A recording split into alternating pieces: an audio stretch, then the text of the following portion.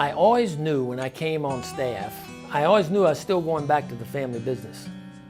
And so we transferred to associate staff on the lay ministry, went back in the family business, doing the ministry in evenings and on weekends. And so we were having one of the best ministries up into that time that we'd had.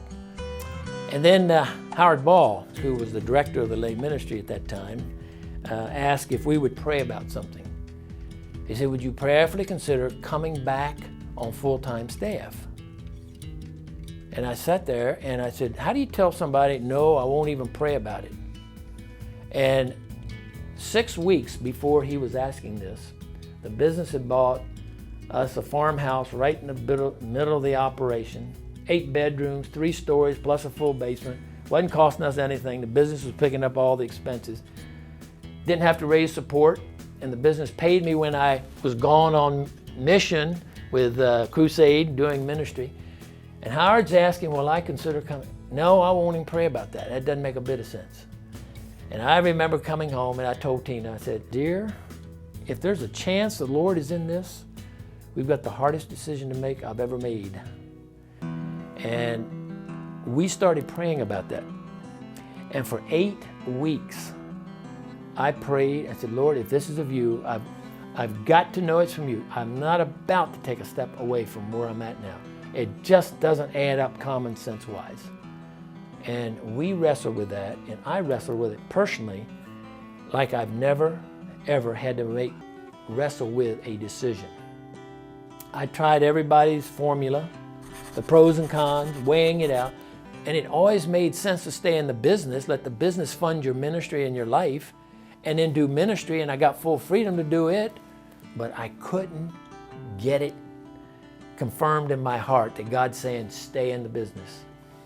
8 weeks later, I was so exhausted emotionally, physically, and spiritually trying to make a decision that I absolutely didn't know what to do.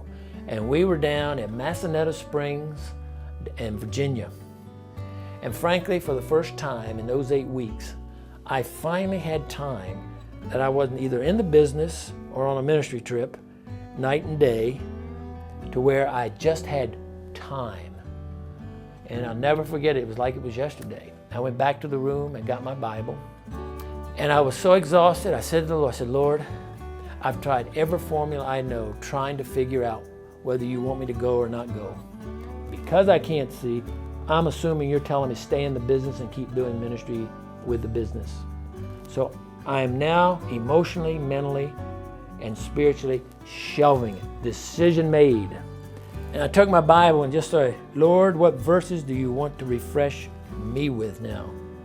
My spirit, physically, emotionally, I'm just drained out. And I went to Jeremiah 29, 11, 12, and 13. I know the plans I have for you, said the Lord, plans to prosper you, not to harm you. And then he goes into 12, and then he hits 13. You will find me when you seek me. You will find me when you seek me with your whole heart. I haven't had the experience that happened at that moment exactly like that again, but at that very moment, it was like he shed a light on that 13th verse. And he was saying to me, not verbally, but it's clear that I had no mistake what he was saying to me. You've spent 8 weeks seeking an answer from me, but you have not been seeking me of the answer. And just that quick, I absolutely was positive he was telling me you're supposed to go. And the burden was lifted. Toughest thing I've ever been through in my life. But it's probably the most significant thing that drove the stake in the ground for me. I knew it was from God. And that is what's kept me sustained in the ministry for 44 years now. And I've had many of situations to where I would argue with the Lord, you know what? It'd be a whole lot easier to be back in the business. I don't think I need to tolerate this kind of stuff.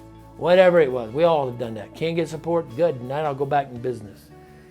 But that stake was there, and I knew until the Lord moved the cloud and was definitely saying to me, it's time to go do something different.